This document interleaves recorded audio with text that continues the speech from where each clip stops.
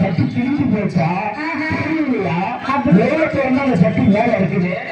அந்த மாதிரி பாக்குறவங்க கீழே இருக்கிறாங்க என்ன சொல்ல கீழே உட்கார்ந்து இருக்கிறாங்க